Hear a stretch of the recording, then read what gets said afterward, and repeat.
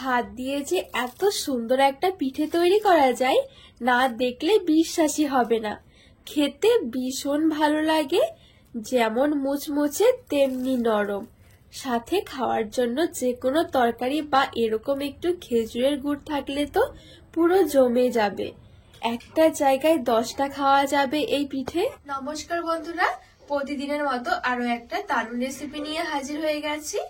আজকে দুপুরের বেঁচে যাওয়া ভাত দিয়ে ভীষণ মজার একটা পিঠে তৈরি করে দেখাবো। একসময় দেখবেন আমরা যতই মাপ মতো চাল দিই না কেন কিছু ভাত কিন্তু থেকে যায়। তো সেই ভাতগুলো না ফেলে দিয়ে এইভাবে এই পিঠেটা তৈরি করে দেখতে পারেন। খেতে ভীষণ ভালো লাগে আর তৈরি করাও খুবই সহজ। তো চলুন আমি খুব সহজভাবে তৈরি করে দেখাবো। আশা করছি আপনাদের অনেক ভালো লাগবে।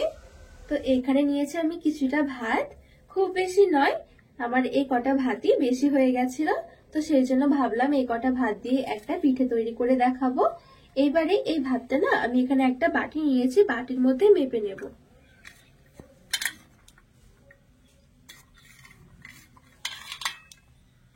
তো এখানে দেখুন পুরো এক বাটি মতন আমার হয়েছে ভাত।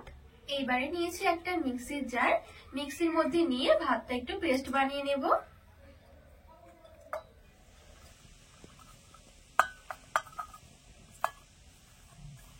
এইবারে এই ভাতের মধ্যে দিয়ে দেব দুধ। আমি এখানে এক বাটি ভাত নিয়েছিলাম, তো সেই জন্য দিয়ে দিচ্ছি হাফ বাটি লিকুইড দুধ। একটু ঘন করে নিয়েছিলাম, চাইলে কিন্তু এখানে জলটা দিয়েও করতে পারবেন। এবারে মিক্সির ঢাকনা লাগিয়ে খুব সুন্দর করে একটা পেস্ট বানিয়ে নেব। তো এখানে দেখুন খুব সুন্দর করে আমি একটা পেস্ট বানিয়ে নিয়েছি। আর একটু মিহি করে বেটে নিতে হবে, ভাতে যেন কোনো রকমের দানা না থাকে। দেখুন এবারে এখানে একটা বাটির মধ্যে নিয়ে নেব।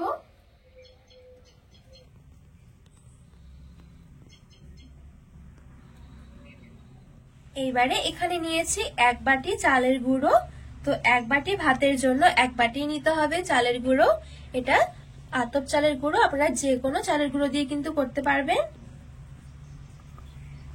হাফ টেবিল চামচের মতো দিয়ে দিচ্ছি লবণ, ভালো করে মিশিয়ে নেব।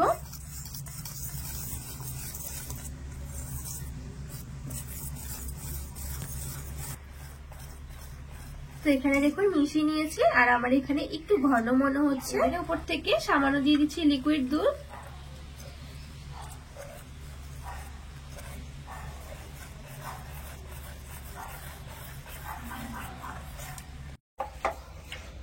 তো এখানে খুব সুন্দর করে আমি মিশিয়ে নিয়েছি। খুব বেশি কিন্তু পাতলা হবে না, আবার খুব বেশি মোটাও নয়। তো এখানে আমার এক বাটি ভাত আর এক বাটি চালের গুঁড়োর জন্য কিন্তু এক বাটি লেগেছে লিকুইড দুধ। আর আমি এখানে ভেজা আতপ চালের গুঁড়ো নিয়েছি। যদি শুকনো আতপ চালের গুঁড়ো হয় তাহলে কিন্তু জলের পরিমাণটা বা লিকুইড দুধের পরিমাণটা আর একটু বেশি লাগবে। দেখুন ঠিক এরকম হবে। এবারে নিয়েছি আমি এখানে একটা পাইপিং ব্যাগ। যদি এরকম পাইপিং ব্যাগ না থাকে তাহলে যে কোনো একটা প্যাকেট নিয়ে নেবেন। লবণের প্যাকেট হলেও কিন্তু হবে। লবণের প্যাকেটের মধ্যে ভরে এক সাইডে একটু অংশ কেটে নিলে কিন্তু খুব সুন্দর পাইপিং ব্যাগের মতন হয়ে যাবে।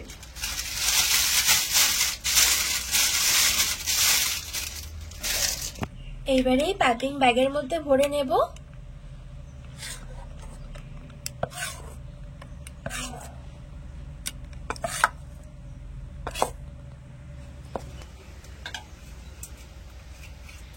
সবটুকুই পাইপিং ব্যাগের মধ্যে ভরে নিয়েছি। এবারে গ্যাস জ্বালিয়ে এখানে একটা তাওয়া বসিয়ে দিয়েছি।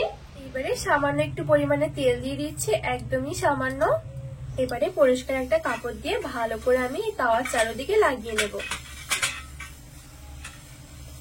আর একদম মিডিয়াম গরম করে রাখবো এই তাওয়াটা।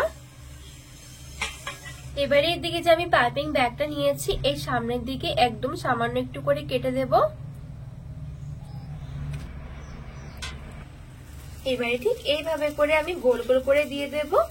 যেমন খুশি তেমনই করে কিন্তু দেয়া যাবে।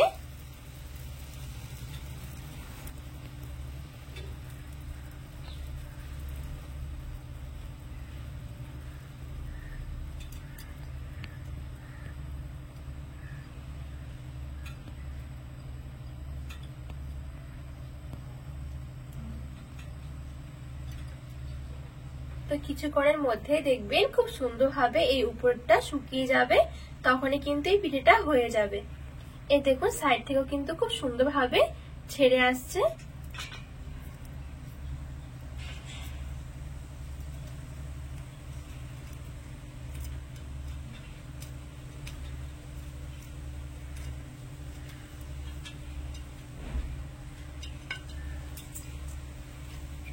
এবারে মুড়ে ভাঁজ দিয়ে নেব।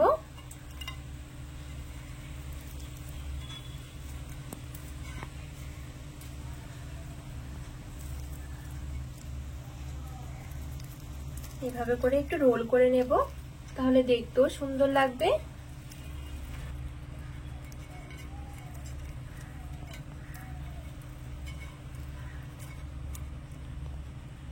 দেখুন খুব সুন্দরভাবে কিন্তু হয়ে গেছে, দেখতেও কতটা সুন্দর হয়েছে।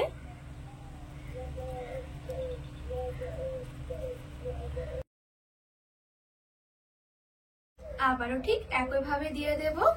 আর একবার তেলটা মুছে কিন্তু আপনারা 5 থেকে 6টা মতন পিঠে তৈরি করতে পারবেন, খুব বেশি তেল লাগবেই না।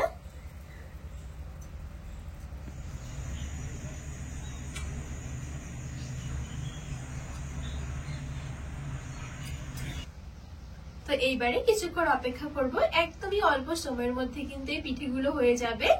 আর এখন যেহেতু শীত পড়েছে, খেজুরের গুড় কিন্তু এখন পাওয়া যায়, তো খেজুরের গুড় দিয়ে কিন্তু এই পিঠেগুলো খেতে ভীষণ ভালো লাগে। চাইলে কিন্তু আপনারা যে কোনো তরকারি দিয়েও খেতে পারেন, তবে গুড় দিয়ে খেতে কিন্তু একটু বেশি ভালো লাগে। তো দেওয়ার পরে কয়েক সেকেন্ড অপেক্ষা করলে দেখবেন খুব সুন্দরভাবে কিন্তু এই সাইড গুলো থেকে ছেড়ে আসবে। এই দেখুন কত সুন্দরভাবে উঠে যাচ্ছে।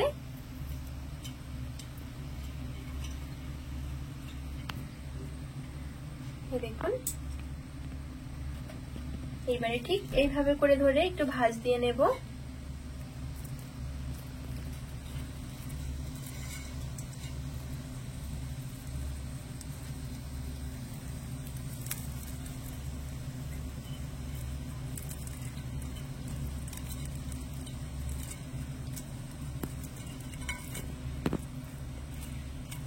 তো এই দেখুন এখানে একটা পিঠে রেডি হয়ে গেছে, আর কতটা সুন্দর হয়েছে।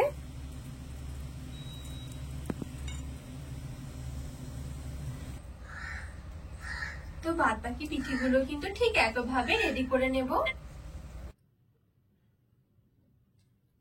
তো এইখানে আমি সবগুলো পিঠে খুব সুন্দরভাবে রেডি করে নিয়েছি, একদমই অল্প সময়ের মধ্যে হয়ে যাবে। আর এই দেখুন কতটা মুচমুচে হয়েছে, যেমনি মুচমুচে তেমনি থাকে নরম, খেতে ভীষণ ভালো লাগে। আর সাথে খাওয়ার জন্য আমি এখানে একটু নিয়েছি খেজুরের গুড়, আপনারা চাইলে কিন্তু যে কোনো তরকারি দিয়েও খাওয়া যাবে, খেতে ভীষণ ভালো হয়। তো বন্ধুরা আজকে এই পিঠের রেসিপি আপনাদের কেমন লেগেছে অবশ্যই কিন্তু কমেন্ট করে জানাবেন, আর বাড়িতে অবশ্যই এভাবে একবার বানিয়ে দেখবেন, খেতে ভীষণ ভালো লাগে। তো রেসিপিটি ভালো লাগলে চ্যানেলটিকে সাবস্ক্রাইব করে পাশে থাকা অনুরোধ রইল।